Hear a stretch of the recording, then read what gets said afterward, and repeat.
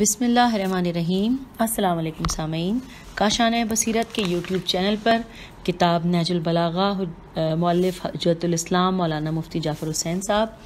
یہ کتاب ہم پڑھتے ہوئے اللہ کے فضل سے پیج نمبر 93 پہ ہم پہنچ گئے ہیں۔ 93 ہم نے مکمل کر لیا تھا پچھلی آڈیو میں، اور ساتھ ساتھ اس سے پہلے کہ اس آڈیو میں ہم ریکارڈنگ کا آغاز کریں، پچھلے آڈیو کے ساتھ کنیکٹ کرنا پڑے گا تو زیادہ بہتر سمجھ میں آئے گا۔ ہم نے پچھلی آڈیو میں خطبہ نمبر 3 کا آغاز کر دیا تھا اور خطبہ مکمل بھی کر لیا تھا، لیکن ساتھ ساتھ یہ ایسا تھا کہ خطبے کے بالکل آغاز کا جو جملہ تھا اس کو حاشیے میں پڑھنے کے لیے دعوت دی گئی تھی ہمیں کہ ہم اس میں جا کے ڈیٹیلز دیکھیں، اور پہلا اس خطبے کے حوالے سے جو پہلا مولا کی گفتگو سے پہلے جو جملہ لکھا تھا وہ یہ تھا کہ یہ خطبہ شقشقیہ کے نام سے مشہور ہے، اور جہاں پہ یہ شقشقیہ کا نام تھا اس حوالے سے اس کے لیے حوالہ جات دیے گئے تھے، تو ہم نے یہ طے کیا تھا کہ ہم خطبہ مکمل کر لیتے ہیں اور اس کے بعد پھر ہم ڈیٹیلز جو لکھی گئی ہوں گی حاشیے میں وہ پڑھیں گے۔ تو ہم وہ پڑھتے ہوئے ہم نے اس کا آغاز کر دیا تھا، اور ہم پڑھتے ہوئے ہم نے پیج 93 کو بھی مکمل کر لیا تھا، لیکن ابھی وہ گفتگو جاری تھی۔ تو اب جو ہم نے لاسٹ ختم کیا تھا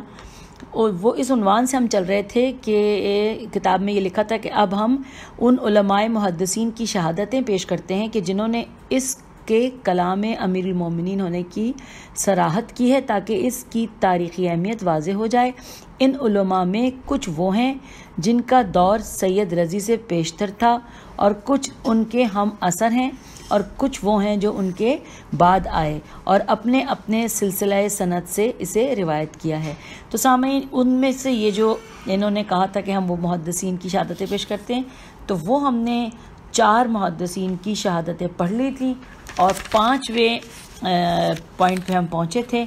تو یوں آئیے پیج 94 سے ریڈنگ کا آغاز کرتے ہیں، اور پارٹ ہے 14 پارٹ۔ اچھا جی، اس میں 5ویں پہ ہیں کہ علامہ مجلسی علیہ الرحمہ نے شیخ قطب الدین راوندی کی تصنیف منہاج البراہ فی شرح نہج البلاغہ سے اس سلسلے سند کو نقل کیا ہے۔ ترجمہ حافظ ابو بکر ابن مردویہ، اور ان کے حوالے سے لکھا ہے کہ ابو بکر ابن مردویہ کا سن وفات 416 ہجری ہے۔ تو یہ لکھا ہے یہاں پر ترجمے میں کہ حافظ ابو بکر ابن مردویہ اصفہانی نے سلیمان ابن احمد طبرانی سے، اور جو سلیمان احمد ابن طبرانی ہے ان کا سال وفات سن 360 ہے، سے اس نے احمد ابن علی ابار سے، اور اس نے اسحاق ابن سعید ابو سلمہ دمشقی سے، اور اس نے خلید ابن الج عین لام جیم سے، اور اس نے عطا ابن ابی رباح رے بے الف ہے سے، اور اس نے ابن عباس سے اسے روایت کیا ہے۔ یہ میں نے ترجمہ پڑھا نا عربی کا، اور اس کے آخر میں بریکٹ میں لکھا ہے بہار الانوار جلد نمبر 8 صفحہ نمبر 161۔ یہاں پہ تک ہم نے پڑھ لیا۔ اب پہنچ گئے ہم چھٹے نام پہ۔ چھٹا ہے علامہ مجلسی نے اس کے ذیل میں تحریر کیا ہے کہ یہ خطبہ ابو علی حیائی، اور ان کے بارے میں لکھا ہے بریکٹ میں متوفی سن 303 ہجری کے مصنفات میں سے بھی ہیں۔ اچھا، اس کے بعد 7ویں ہیں علامہ مجلسی نے اسی اسناد کے سلسلے میں تحریر کیا۔ اب جو تحریر کیا ہے وہ عربی میں ہے، 5-6 لائنیں ہیں جس کا ترجمہ میں پڑھتی ہوں۔ لکھا ہے قاضی عبد الجبار کے ان کا سن وفات 415 ہے، اور قاضی عبد الجبار جو معتزلی تھے، اپنی کتاب مغنی میم غے نون چھوٹی ہے، کوئی تشدید نہیں ہے، نہیں تو مغنی بھی ہم پڑھ سکتے ہیں، لیکن مغنی میں اس خطبے کے بعض کلمات کی توجیح و تعویل کرتے ہیں، اور یہ ثابت کرنا چاہتے ہیں کہ اس سے پہلے خلفاء پر کوئی زد نہیں پڑتی، مگر اس کے کلام امیر المومنین ہونے سے انکار نہیں۔ اچھا جی، اب 8ویں ہیں ابو جعفر محمد ابن علی ابن بابویہ متوفی سن 381 ہجری تحریر فرماتے ہیں. ترجمہ میں پڑھوں گی. لکھا ہے ہم سے محمد ابن ابراہیم ابن اسحاق طالقانی نے بیان کیا ہے کہ اس نے کہا کہ مجھ سے عبدالعزیز یعنی عبدالعزیز جلوی کا سن وفات جو ہے وہ سن 332 ہجری ہے. تو لکھا ہے کہ جی مجھ سے عبدالعزیز ابن یحییٰ جلودی نے بیان کیا اور اس نے کہا کہ مجھ سے ابو عبداللہ ابن عمار بن خالد نے بیان کیا اور اس نے کہا کہ مجھ سے یحییٰ ابن عبدالحمید حمانی کہ جن کا سن وفات 328 ہجری ہے انہوں نے بیان کیا اور اس نے کہا کہ مجھ سے عیسیٰ ابن راشد نے اور اس نے علی ابن خلیف حذیفہ سے اور اس نے اکرمہ عین کاف رے میم ہے اکرمہ سے اور اس نے ابن عباس سے روایت کیا. تو یہ ہم نے پڑھ لیا اور پھر 9 نمبر پہ آگئے اور صفحہ ہے 95. لکھا ہے کہ پھر ابن بابویا اس سلسلہ سند کو درج کرتے ہیں. ترجمہ میں پڑھ رہی ہوں کہ ہم سے محمد ابن علی ماجی لویا نے اس نے اپنے چچا محمد ابن ابی القاسم سے اس نے احمد ابن ابی عبداللہ برقی سے اس نے اپنے باپ سے اس نے ابن عمیر سے اس نے ابان ابن عثمان سے اس نے ابان ابن تغلب سے اس نے اکرمہ سے اور اس نے ابن عباس سے اسے روایت کیا ہے. اب 10واں نام ہے حسن ابن عبداللہ ابن سعید العسکری متوفی 382 ہجری. انہوں نے کہ جو اکابر علماء اہل سنت سے ہیں اس خطبے کی توضیح و تشریح کی ہے جسے ابن بابویا نے علل الشرائع اور معانی الاخبار میں درج کیا ہے. پھر 11ویں ہیں سید نعمت اللہ جزائری علیہ الرحمہ تحریر فرماتے ہیں. ترجمہ صاحب کتاب الغارات و ابو اسحاق ثقفی نے اپنے سلسلہ سند کے ساتھ اسے نقل کیا ہے. اس کتاب کی تصنیف سے فراغت کی تاریخ 13 شوال سن 355 ہجری روز سہ شنبہ ہے اور اسی سال سید مرتضیٰ موسوی پیدا ہوئے اور یہ اپنے بھائی سید رضی سے عمر میں بڑے تھے. 12ویں ہیں سید علی ابن طاؤس علیہ رحمہ نے کتاب الغارات سے اس سلسلہ سند کے ساتھ نقل کیا. ترجمہ وہ کہتے ہیں کہ ہم نے محمد نے اور اس نے حسن ابن علی زعفرانی سے اور اس نے محمد ابن زکریہ قلابی سے اور اس نے یعقوب ابن جعفر ابن سلیمان سے اور اس نے اپنے باپ سے اور اس نے اپنے جد سے اور اس نے ابن عباس سے روایت کیا ہے. 13واں ہم پڑھ رہے ہیں نام. لکھا ہے شیخ الطائفہ ابو جعفر توسی متوفی 460 ہجری تحریر فرماتے ہیں. ترجمہ وہ کہتے ہیں کہ ہم نے حفار نے اور اس نے ابو القاسم و ابلی عین بے لام چھوٹیے سے اور اس نے اپنے باپ سے اور اس نے اپنے بھائی و ابل واو عین بے لام سے ہم پیج 96 پہ آ گئے و ابل سے اور اس نے محمد ابن سلامہ شامی سے اور اس نے زرارہ ابن عین الف عین یہ نون سے اور اس نے ابو جعفر محمد ابن علی سے اور انہوں نے ابن عباس سے روایت کیا ہے. اب نمبر 14 ہے. لکھا ہے شیخ مفید متوفی سن 416 ہجری کو جو جناب سید رضی کے استاد تھے اس خطبے کے سلسلہ سند کے متعلق تحریر فرماتے ہیں. ترجمہ روات حدیث کی ایک جماعت نے مختلف سلسلوں سے اس کو ابن عباس سے روایت کیا. 15 علم الہدا سید مرتضیٰ کے جو سید رضی کے بڑے بھائی تھے انہوں نے اپنی کتاب شافی صفحہ 392 پر اسے درج کیا ہے. اس کے بعد 16ویں ہیں ابو منصور تبرسی علیہ رحمہ تحریر کرتے ہیں. ترجمہ روات کی ایک جماعت رے واو الف اور گولتا جو عربی کا گولتا ہوتا ہے روات کی ایک جماعت نے مختلف سلسلوں سے اس کو ابن عباس سے روایت کیا ہے. وہ فرماتے ہیں کہ میں مقام رہبہ میں امیر المومنین کے پاس موجود تھا کہ خلافت کا اور ان لوگوں کا کہ جو آپ سے پہلے خلیفہ گزرے تھے ذکر چھیڑا تو آپ نے آہ بھری اور یہ خطبہ ارشاد فرمایا. نمبر 17 عبد الرحمن ابن جوزی تحریر کرتے ہیں کہ ہمارے شیخ ابو القاسم انباری نے اپنے سلسلہ سند سے کہ جو ابن عباس تک منتہی ہوتا ہے اس خطبے کو ہم سے نقل کیا. فرمایا کہ جب امیر المومنین کی بیعت ہو چکی تو آپ ممبر پر رونق افروز تھے کہ ایک شخص نے کہا کہ یا امیر المومنین آپ خاموش کیوں بیٹھے رہے؟ تو آپ نے برجستہ یہ خطبہ ارشاد فرمایا۔ نمبر 18، قاضی احمد شہاب خفاجی استشہاد کے سلسلے میں تحریر کرتے ہیں، ترجمہ پڑھ رہی ہوں۔ امیر المومنین علی رضی اللہ عنہ کے کلام میں وارد ہوا ہے کہ تعجب ہے کہ وہ زندگی میں تو خلافت سے دستبردار ہونا چاہتا تھا، لیکن مرنے کے بعد اس کی بنیاد دوسروں کے لیے مضبوط کرتا ہے۔ اب ہم آگے ہیں پیج 97 پہ، اور اگلا ہے جو نمبر ہم پڑھتے چلے آ رہے ہیں 19 میں لکھا ہے شیخ علاؤدلہ، عین لام الف واو، الف لام اور پھر دال پہ تشدید اور پھر لام ہے،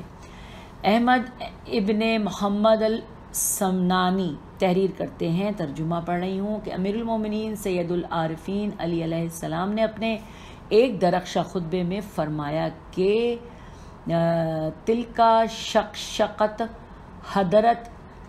اور اس کے بعد جو ترجمہ بریکٹ میں لکھا ہوا ہے، اور کتاب کا نام ہے العروۃ لا اہل الخلوت والجلوت، صفحہ نمبر 4، قلمی کتب خانہ ناصریہ لکھنؤ۔ اس کے بعد 20 نمبر ہے ابو الفضل میدانی نے لفظ شقشقیہ کے ذیل میں لکھا ہے کہ امیر المومنین کا ایک خطبہ شقشقیہ کے نام سے مشہور ہے۔ اچھا، اگلا ہے 21 میں لکھا ہے نہایہ میں ابن اسیر جزری نے 15 مقامات پر اس خطبے کے الفاظ کی تشریح کرتے ہوئے اس کے کلام امیر المومنین ہونے کا اعتراف کیا ہے۔ اب نمبر 22 ہے شیخ محمد طاہر پٹنی نے مجمع بحار الانوار میں انہی الفاظ کے معنی لکھتے ہوئے حدیث علی کہہ کر منہ حدیث علی کہہ کر اس کے کلام امیر المومنین ہونے کی توثیق کی ہے۔ اب آ گئے ہیں ہم 23 پوائنٹ پہ، لکھا ہے ابو الفضل ابن منظور نے لسان العرب جلد 12 صفحہ نمبر 54 میں فی حدیث علی فی خطبۃ تلکا شقشقت حضرت ثم قرت کہہ کر اس کے کلام علی ابن ابی طالب ہونے کا اعتراف کیا۔ نمبر 24، فیروز آبادی نے قاموس میں لفظ شقشقہ کے ذیل میں لکھا ہے کہ خطبہ شقشقیہ حضرت علی علیہ السلام کا کلام ہے، جسے شقشقیہ اس لیے کہا جاتا ہے کہ جب ابن عباس نے آپ سے عرض کیا کہ آپ اپنے کلام کا سلسلہ وہاں سے شروع کریں جہاں تک آپ نے اسے پہنچایا تھا، تو آپ نے فرمایا کہ اے ابن عباس اب کہاں، وہ تو ایک شقشقیہ یعنی ایک ولولہ و جوش تھا جو ابھرا اور تھم گیا۔ نمبر 25، صاحب منتہی العرب تحریر کرتے ہیں بریکٹ کہ خطبہ شقشقیہ علوی است منصوب علی کرم اللہ وجہہ، اور یہاں پہ بریکٹ انورٹڈ کاما کلوز ہو گیا۔ نمبر 26 میں ہے مفتی مصر شیخ محمد عبدہ نے اسے کلام امیر المومنین تسلیم کرتے ہوئے اس کی شرح کی ہے۔ نمبر 27، محمد محی الدین عبد الحمید المدرس فی کلیت اللغت العربیہ جامعہ الازہر نے نیج البلاغہ پر حواشی تحریر کیے ہیں، اور اس سے پہلے ایک مقدمہ لکھا ہے جس میں تمام ایسے خطبوں کو جن میں تعریضات پائے جاتے ہیں امیر المومنین کا کلام تسلیم کیا ہے۔ ان مستند شہادتوں اور ناقابل انکار گواہیوں کے بعد کیا اس کی گنجائش ہے کہ یہ کہا جائے کہ یہ امیر المومنین کا کلام نہیں اور سید رضی نے خود سے گڑھ لیا ہے؟ اب یہاں پہ یہ گفتگو جو ہے وہ اختتام کو پہنچ گئی سامعین، اور ہم پیج 98 پر آ گئے ہیں۔ اچھا، اب اس کے بعد چلتے ہیں دوبارہ سے کہ جب ہم نے خطبہ پڑھا تھا، ایک تو یہ پہلا پوائنٹ تھا جو کہ ہم نے اس کی تفصیلات پڑھی اسی خطبے میں، جس کو خطبہ شقشقیہ کا آغاز میں کہا گیا ہے، تو اس میں بھی بالکل آغاز میں ہی جس وقت کہ مولا علی نے خطاب کرنا شروع کیا ہے اور کہا ہے کہ خدا کی قسم فرزند ابو قحافہ نے پیراہن خلافت پہن لیا۔ اب جب یہاں پر لکھا ہوا ہے تو جہاں فرزند ابو قحافہ ہے وہاں پہ بھی ہمیں حاشیے میں پڑھنے کے لیے اشارہ تھا، تو جو ہم نے اس وقت تو کہا تھا کہ ہم اینڈ میں پڑھیں گے، تو آئیے وہ پوائنٹ نمبر 2 جس کو حاشیے میں پڑھنا تھا وہ اب ہم پڑھنے لگے ہیں، اور وہ ہے کہ جو کہ پیج 98 پر ہے۔ لکھا ہے کہ امیر المومنین علیہ السلام نے حضرت ابوبکر کے سریر آرائے خلافت ہونے کو بطور استعارہ خلافت کا لبادہ اوڑھ لینے سے تعبیر کیا ہے، اور یہ ایک عام استعارہ ہے۔ چنانچہ جب حضرت عثمان کو خلافت سے دستبردار ہونے کے لیے کہا گیا تو انہوں نے فرمایا کہ لا انزا قمیصا قمزی اللہ، کہ میں اس قمیص کو نہیں اتاروں گا جو اللہ نے مجھے پہنا دی ہے۔ بے شک امیر المومنین علیہ السلام نے اس قمیص پہنانے کی نسبت اللہ کی طرف نہیں دی ہے بلکہ خود ان کی طرف دی ہے، کیونکہ ان کی خلافت باتفاق کل من جانب اللہ نہ تھی بلکہ بطور خود تھی۔ چنانچہ حضرت فرماتے ہیں کہ فرزند ابو قحافہ نے زبردستی جامع خلافت پہن لیا، حالانکہ وہ جانتے تھے کہ خلافت اب یہ انورٹڈ کاموں میں لکھا ہے کہ جامع بود کے برقامت من دوخ تبود۔ اب یہ فارسی ہے، میں نے تو بس دیکھا اور پڑھ دیا، لیکن آپ لوگوں میں سے جو بھی فارسی جانتا ہے اس کو پتہ چل گیا ہوگا کہ میں نے کتنا غلط کہیں نہ کہیں سے غلط بھی پڑھ دیا ہو شاید، لیکن آپ لوگ مجھ سے بہتر جانتے ہیں۔ آگے لکھا ہے کہ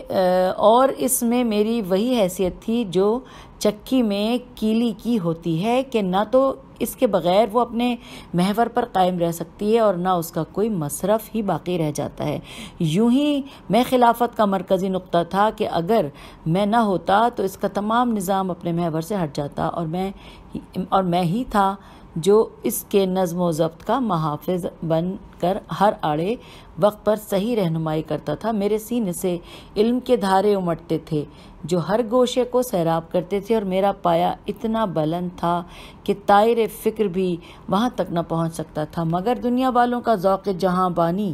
میرے حق کے لیے سنگ راہ بن گیا اور مجھے گوشۂ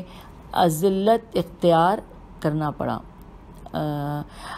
چاروں طرف گھٹا ٹوپ اندھیرے پھیلے ہوئے تھے اور بھیانک ظلمتیں چھائی ہوئی تھیں۔ بچے بوڑھے ہو گئے اور بوڑھے قبروں میں پہنچ گئے، مگر یہ صبر آزما دور ختم ہونے میں نہ آتا تھا۔ میں برابر اپنی انگلیوں سے اپنی میراث کو لٹتے ہوئے دیکھتا رہا، اور جامع خلافت کے دست بدست گردش کرنے کا منظر میری نظروں کے سامنے رہا، لیکن میں صبر کے تلخ گھونٹ پیتا رہا اور بے سر و سامانی کی وجہ سے ان کی دراز دستیوں کو نہ روک سکا۔ اس کے بعد ساتھ ہیڈنگ میں یہ لکھا ہے سامعین کے خلیفہ الرسول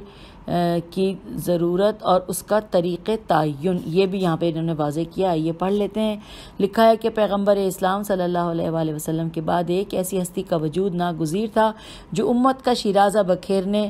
نہ دے اور شریعت کو تبدیل و تحریف اور ان لوگوں کی دستبرد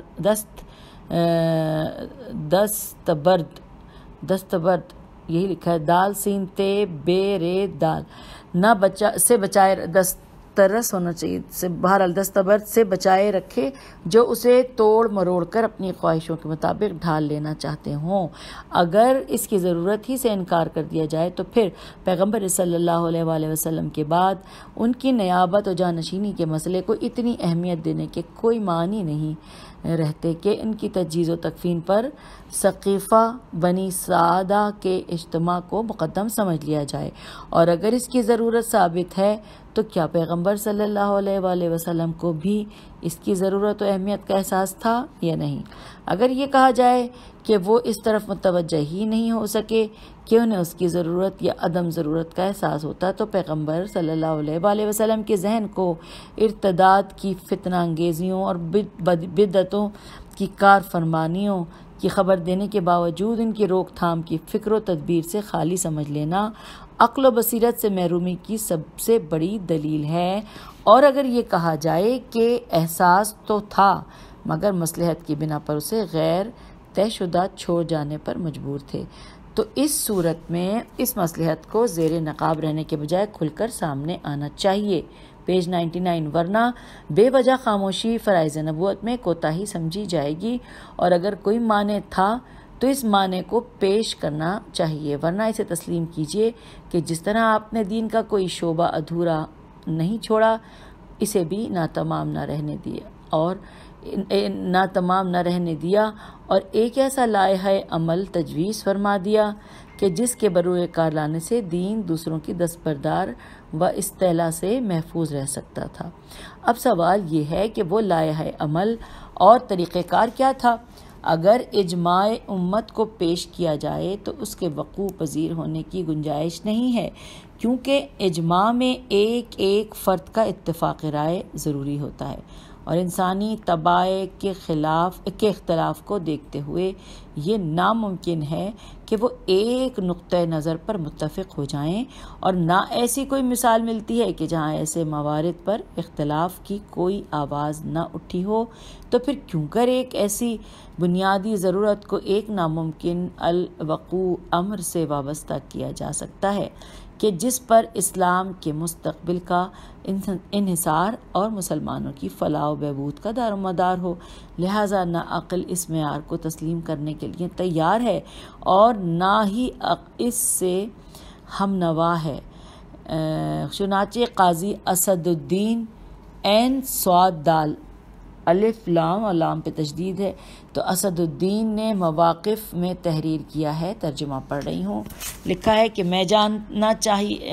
جاننا چاہیے کہ خلافت کا انعقاد اجماع پر منحصر نہیں، کیونکہ اس پر کوئی عقلی و نقلی دلیل قائم نہیں ہو سکی۔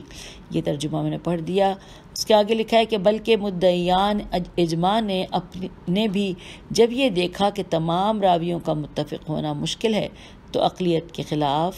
اختلاف کو نظر انداز کر کے اکثریت کے اتفاق کو اجماع کے قائم مقام ٹھہرا لیا۔ لیکن اس صورت میں بھی اکثر و بیشتر یہ ہوتا ہے کہ حق و ناحق اور جائز و ناجائز وسائل کا زور اکثریت کا دھارا ادھر موڑ دیتا ہے کہ جہاں نہ شخصی فضیلت ہوتی ہے اور نہ ذاتی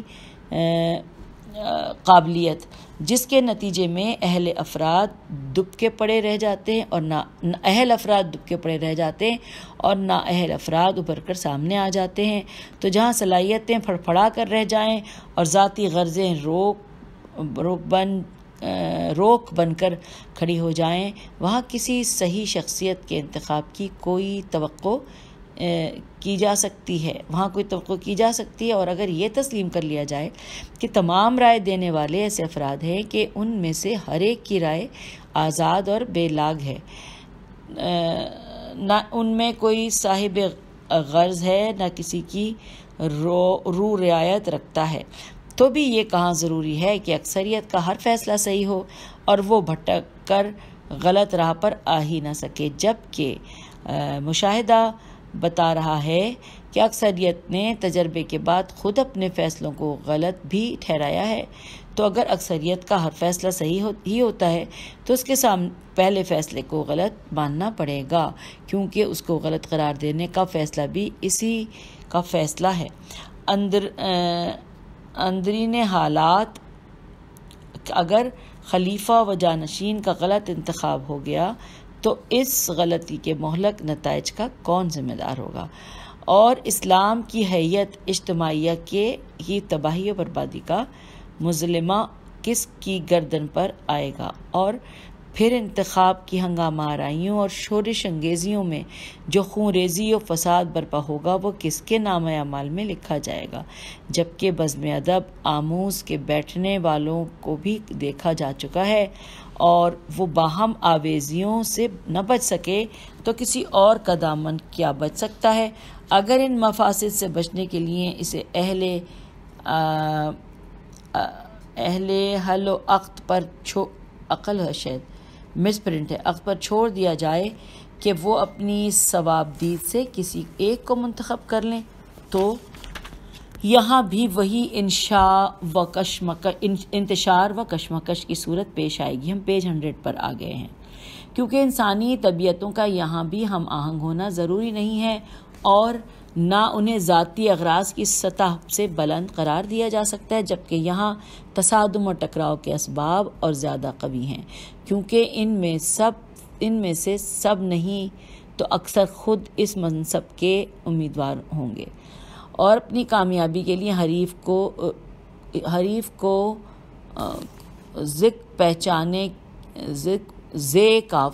پہنچانے کی کوئی تدبیر اٹھا نہ رکھیں گے، اور جس طرح بن پڑے گا اس کی راہ میں روڑے اٹکائیں گے، جس کا لازمی نتیجہ باہم آویزی و فتنہ انگیزی ہوگا۔ تو جس اختلاف و کشمکش سے بچنے کے لیے یہ صورت پیدا کی گئی ہے اس سے بچاؤ نہ ہو سکے گا، اور امت کسی صحیح فرد تک پہنچنے کے بجائے دوسرے کے ذاتی مفاد کا اعلی کار بن کر رہ جائے گی۔ اور پھر یہ کہ اہل حل و عقد کا معیار کیا ہوگا؟ سوالیہ نشان وہی جو ہر زمانے میں رہا ہے کہ جس نے چند ہوا خواہ جمع کر لیے اور کسی اجتماع میں چند مخصوص پرجوش لفظیں دہرا کر ہلڑ مچوا دیا، وہ ابھر کر اہل حل و عقد کی صف میں آ گیا، یا صلاحیتوں کو بھی پرکھا جائے گا۔ اگر صلاحیتوں کو جانچنے اور پرکھنے کا ذریعہ یہی رائے عامہ ہے تو پھر وہی الجھنیں اور کشمکش یہاں بھی پیدا ہو جائیں گی جن سے بچنے کے لیے یہ راہ اختیار کی گئی تھی، اور اگر کوئی اور معیار ہے تو اس پر ان کی صلاحیتوں کو پرکھنے کی بجائے نمود اس کی صلاحیت کو کیوں نہ پرکھ لیا جائے۔ خود لکھا ہے، نمود نہیں، مس پرنٹ تھا، کہ بجائے خود اس کی صلاحیتوں کو کیوں نہ پرکھ لیا جائے کہ جسے اس منصب کا اہل سمجھا جا رہا ہے۔ اور پھر یہ کہ کتنے اہل حل و عقد کا یہ فیصلہ سند سمجھا جائے گا، تو یہاں بھی معمول کے مطابق جو ایک دفعہ ہو گیا وہ ہمیشہ کے لیے سند بن گیا، اور جتنے اہل حل و عقد نے کبھی کوئی فیصلہ کیا تھا وہ تعداد حجت بن گئی۔ چنانچہ قاضی عزد الدین تحریر فرماتے ہیں، ترجمہ، بلکہ اہل حل و عقد میں سے ایک دو فردوں کا کسی کو نامزد کر لینا کافی ہے، کیونکہ ہم جانتے ہیں کہ صحابہ نے جو دین کے سختی سے پابند تھے اسی پر اکتفا کی، جیسا کہ عمر نے ابو بکر اور عبد الرحمن ابن عوف نے عثمان کو منتخب کر لیا۔ تو یہاں یہ ترجمہ میں نے مکمل کیا۔ اس کے بعد یعنی یہ جو عربی لکھی تھی جہاں لکھا تھا کہ قاضی عزد الدین تحریر فرماتے ہیں، تو یہ میں نے جو انہوں نے فرمایا یہ میں نے پڑھ دیا۔ آگے لکھا ہے کہ لیجئے یہ ہے سقیفہ بنی ساعدہ کے اجماع کی کارگزاری اور بزم شورا کی گرم بازاری، کہ ایک ہی شخص کے کارنامے کا نام اجماع اور ایک ہی فرد کی فرمائی کا نام شورا رکھ دیا گیا۔ حضرت ابو بکر نے اس حقیقت کو خوب سمجھ لیا کہ اجماع ایک آدھ ہی کی رائے کا نام ہوا کرتا ہے جسے بھولے بھالے عوام کے سر منڈ دیا جاتا ہے، اس لیے انہوں نے اجماع و شورا کا رنگ چڑھائے بغیر اعلانیہ حضرت عمر کو نامزد کر کے اجتماع کی پابندی، کثرت رائے کے معیار اور شورائی طریقے انتخاب کو نظر انداز کر دیا، اور حضرت عائشہ کے نزدیک بھی خلافت کو امت یا چند مخصوص افراد کی رائے پر چھوڑ دینا فتنہ و فساد کی دعوت دینے کے اہم معنی تھا۔ چنانچہ انہوں نے حضرت عمر کو بستر مرگ پر یہ پیغام بھجوایا، اور اس کا ترجمہ پڑھ رہی ہوں، کہ امت محمدیہ کو بغیر کسی پاسبان کے نہ چھوڑ جائیے، اس پر کسی کو خلیفہ مقرر کرتے جائیں اور اسے بے مہار نہ چھوڑیں، کیونکہ اس صورت میں مجھے اس کے متعلق فتنہ و شر کا اندیشہ ہے۔ اب ہم ہم نے یہاں تک پڑھ لیا، اور اب ہم پیج 101 پر ہیں، کیونکہ ابھی وہ جو پوائنٹ ہم 2 پڑھ رہے تھے جو حاشیے والا وہ ابھی چل رہا ہے، اور اس کا بس ایک پیراگراف رہ گیا ہے، اس کو ختم کر دیں گے اس آڈیو میں اور اس کے بعد آگے چلیں گے۔ لکھا ہے کہ جب انتخاب اہل حل و عقد کا طریقہ بھی کامیاب نہ ہوا تو اسے بھی ختم کر دیا گیا، اور صرف ہر کے شمشیر زند سکہ نبا مش خوانند، یہ بھی میں نے پڑھ دیا، فارسی کا تھا، اللہ ہی بہتر جانے کیسا پڑھا، معیار بن کر رہ گیا، یعنی جو دوسروں کو اپنے اقتدار کی گرفت اور تسلط کے بندھن میں جکڑ لے وہی خلیفہ برحق اور جانشین پیغمبر ہے۔ یہ تھے وہ خود ساختہ اصول جن کے سامنے پیغمبر کے وہ تمام ارشادات جو انہوں نے دعوت عشیرہ، شب ہجرت، غزوہ تبوک اور تبلیغ سورہ برات اور غدیر خم کے موقع پر فرمائے تھے، یکسر فراموش کر دیے جاتے ہیں۔ حیرت ہے کہ جب تینوں خلافتیں ایک فرد ہی کی رائے سے طے پاتی ہیں اور اس ایک فرد کے فیصلے کے سامنے سر تسلیم خم کر دیا جاتا ہے، تو پھر کس دلیل کی بنا پر پیغمبر سے یہ حق سلب کیا جا سکتا ہے کہ وہ کسی کی تعین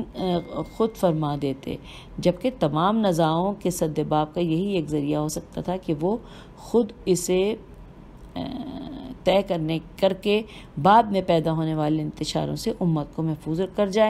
جاتے، اور ایسے لوگوں کے ہاتھوں میں اس کا فیصلہ چھوڑنے سے اسے بچا لے جاتے جو نفسانی خواہشوں اور الجھے ہوئے اور خود غرضیوں میں جکڑے ہوئے ہیں، اور یہی وہ صحیح طریقہ کار ہے جسے نہ صرف عقل کی تائید کی جاتی ہے بلکہ پیغمبر کے صریحی ارشادات بھی اس کی حمایت میں ہیں۔ تو یوں سامعین، ہم نے پیج 101 پہ کے پہلے پیراگراف کے اوپر یہ پوائنٹ 2 جو حاشیے میں جو پڑھنا تھا یہ پڑھ لیا، اور اب اجازت چاہتی ہوں، اگلی آڈیو میں اس سے آگے چلیں گے۔ خدا حافظ، فی امان اللہ۔